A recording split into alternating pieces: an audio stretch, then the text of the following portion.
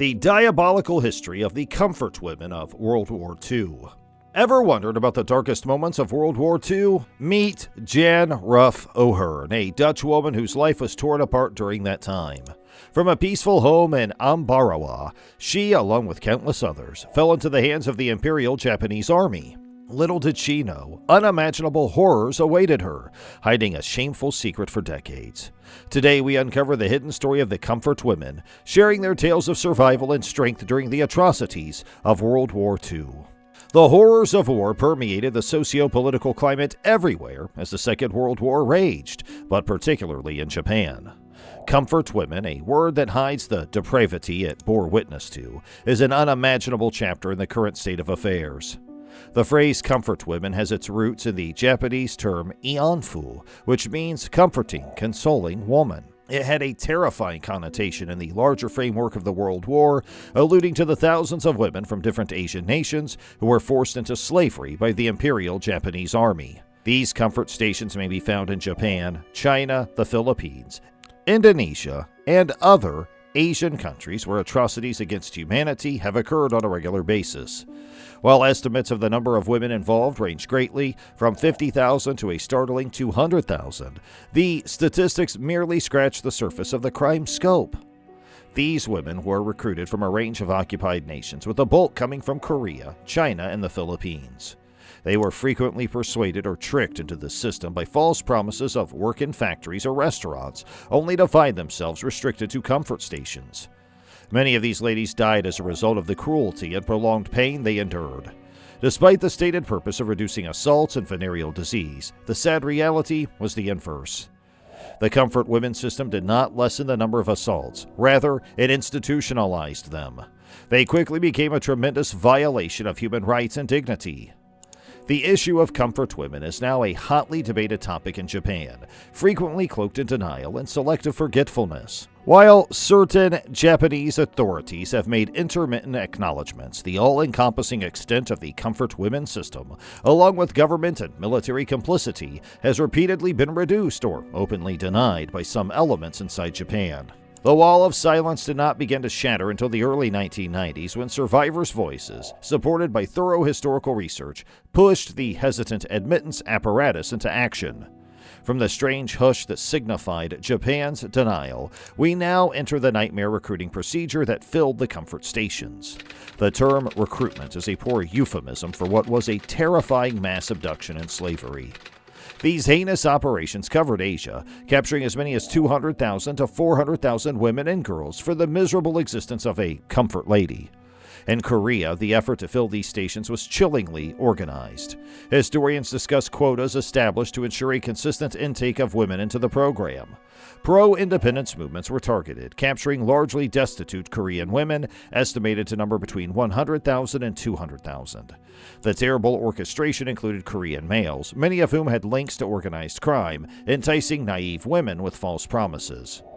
In the Philippines, the terrible story was similar, with perhaps 1,000 Filipino women being forced into the merciless comfort women system. During the initial attack on the Dutch East Indies, many Indonesian and European women suffered the same horrifying end.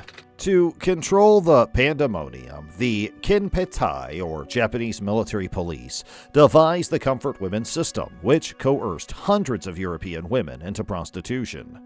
In Indonesia, a huge number of Javanese women, usually teenage and educated, were lured into the system by promises of higher education. Even in New Guinea, Melanesian women, particularly those of mixed Japanese Papuan ancestry, were not immune to the systemic brutality. Only one Japanese woman has shared her experiences as a comfort woman, releasing her memoirs in 1971 under the alias Suzuko Shirota.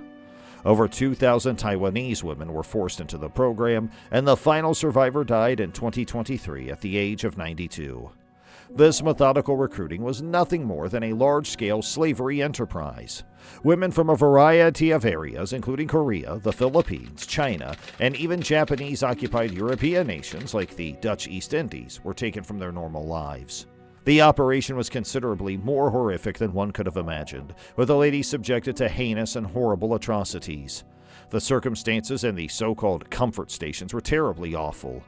These unlucky ladies were abused on a regular basis, with some testimony indicating up to 30 to 40 attacks. The term comfort women was a horrible euphemism that disguised the otherwise unpleasant realities of enslavement and humiliation. Military physicians and medical staff regularly abused women in the name of medical examinations. Some, as one survivor claimed, were even beaten if they tried to fight their attackers. Survivor reports such as those of Narcisa Claveria, a Filipino woman held for 18 months, reveal the horrifying daily routine of these victims. They were forced to do domestic duties during the day and emotionally tortured by the forced separation from their families and seeing their families' brutalization. Life at the comfort stations was miserable, humiliating, and painful. Women were classified into ranks according to their nationality, with Korean women being assigned to lower levels and Japanese and European women to officers. Even the nature of their slavery was frequently influenced by deeply embedded social and cultural conventions. Jan Ruff O'Hearn is a name that stands out in this disturbing story. This tenacious Dutch woman, like numerous others in her harrowing situation, these ordeals were so horrific that they went unnoticed for decades. However, in 1994, Ruff O'Hearn broke the barrier by boldly sharing her ordeal in her book, 50 Years of Barrier. According to Jan, many women were killed or forced to commit suicide as Allied forces overran Japan's Pacific defense. Others were slain in the midst of losing fights or butchered for their flesh by starving Japanese troops to cannibalize. The wounds these women endured were more than just physical. They were intended to damage their souls, permanently altering their perspective of life and themselves. Many people came home with their lives irreversibly altered, living reminders of a horrible past. These innocent ladies were so dehumanized that military documents referred to them as units of war supplies. Several preventative steps were implemented to avert infections, including the distribution of condoms to soldiers. These comfort women were unable to object or resist when soldiers refused to wear them. Furthermore, a lack of medical treatment combined with regular abuse resulted in significant sterility rates among these women. The battle eventually ended, but these women's anguish and suffering continued. The world community, particularly in the West, became more concerned about the fate of comfort women. However, the real scope of the problem remained largely obscured, buried in the pages of confidential records and concealed in the survivors' recollections. However, in 1992, some information emerged that the Japanese military had control of many comfort stations. These records were brought back by U.S. forces in 1958 and have since gathered dust in Japan's Self-Defense Agency library. The issue was once again highlighted, and the Japanese government admitted to coercing tens of thousands of Korean women into slavery during the whole war. This discovery sent shockwaves across the world, but what is more stunning was that the problem had been mostly neglected and disregarded for decades. While the story of comfort women is fraught with political controversies and diplomatic maneuvers, at its heart it is about human suffering. It is the narrative of tens of thousands of women who were forced to shoulder the burden of a conflict that was not theirs, and who were denied their dignity, freedom, and, ultimately, justice. As World War II fades into history, it is critical to preserve the legacy of the comfort women, commemorate their fight, and continue to advocate for justice. The story may be uncomfortable, but it is an important part of our world's history, a sad lesson about the cost of conflict, and a sharp reminder of the need for truth and healing.